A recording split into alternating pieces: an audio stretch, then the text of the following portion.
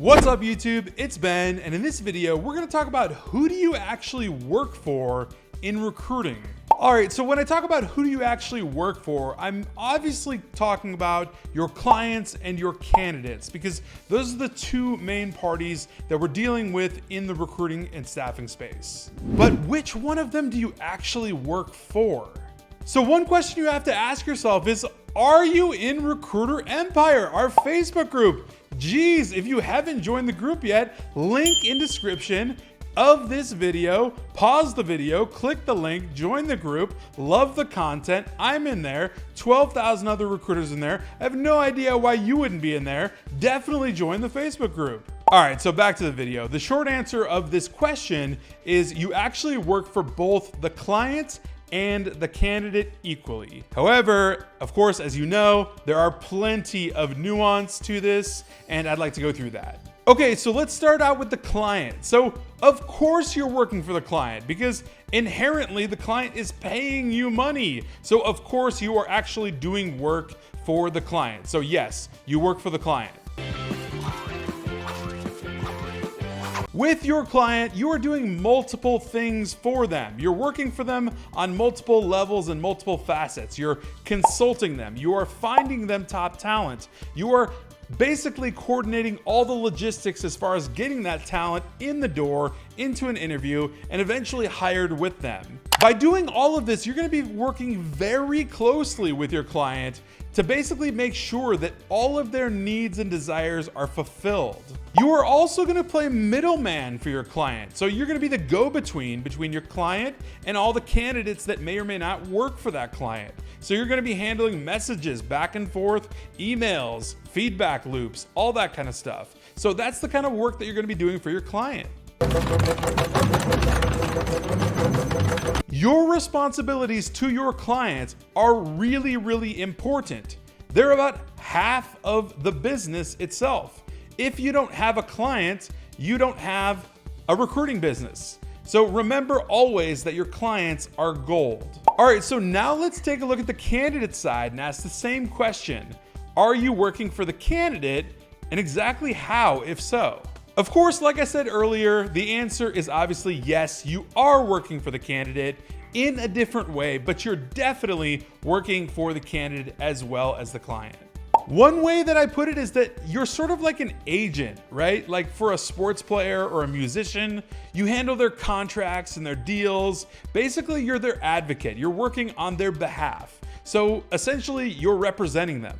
When you look at it in this way, you're bringing your candidate to opportunities or you're bringing opportunities to your candidate. So either way you look at it, you're basically a middleman, again, working for the candidate in that sense. Now, the main goal of your work for the candidate is to advocate for the candidate, right? So you want to advocate for them to get the right position with commensurate pay that makes sense for three parties.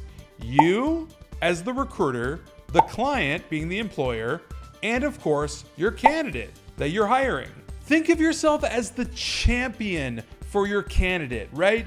Like I said, you're their advocate. So you're gonna be the one that's gonna be there to highlight their skills, abilities, and experience, and basically just make sure that your client sees them as the right fit. You're gonna champion their cause, which is them getting the position they want at the price they want. And just like I said about clients, you're gonna work very closely with your candidates. So you're gonna make sure that you're basically getting them everything that they need very, very intimately. You're gonna make sure that they get the actual pay that they want, the bonuses that they want. You're gonna make sure that they get the location they want. I mean, like all the things that your candidate wants, you are advocating for all that, and that's the work you're doing for your candidate. Now let's tie things up in a bow and let me give you a little bit of big picture here. Now, since you do work for both parties, right, at the same time, simultaneously, does not mean that all three of you work together as a team. I mean, clearly the effort and work that you put forth for the client and the candidate is much, much different type of work, right? You're doing totally different things than you are for the client than you are for the candidate. I like to call this the separation effect, meaning Basically, you have separate work efforts and responsibilities for each party. The client is going to have different needs and requirements that you need to work on. The candidate is going to have different needs and requirements that you're going to need to work on, right? Now, with the separation effect, you must silo those. You must separate that work amongst each other because you can't basically work on those things as a team. You can't like bring two people to the table and have them work it out together. You're the recruiter, you're the broker, you're the middleman. Let's say, for example, you're working with a client that wants to pay $50,000 salary for a particular role, and let's say your candidate really wants $60,000 in salary for that role, and maybe like a $10,000 sign-on bonus.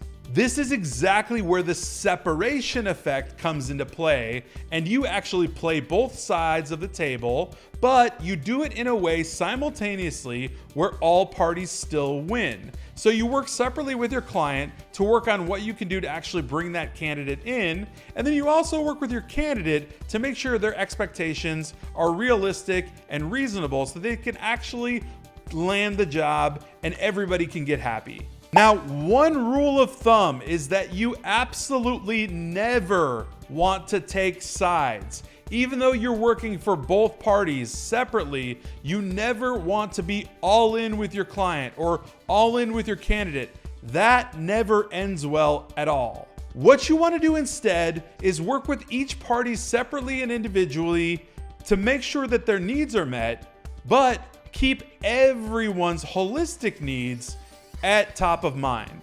So the key takeaways here are that you do work for both your client and your candidate simultaneously, yet separately, but all in the best interest of everybody. And at the end of the day, it's in your best interest to work just as hard as you do for your client as you do for your candidate to make the deal work so that you can get paid. All right, so if this was helpful for you, please smash that like button. Be sure to be in Recruiter Empire, link in description of this video. Subscribe for more content, and I will see you guys next time.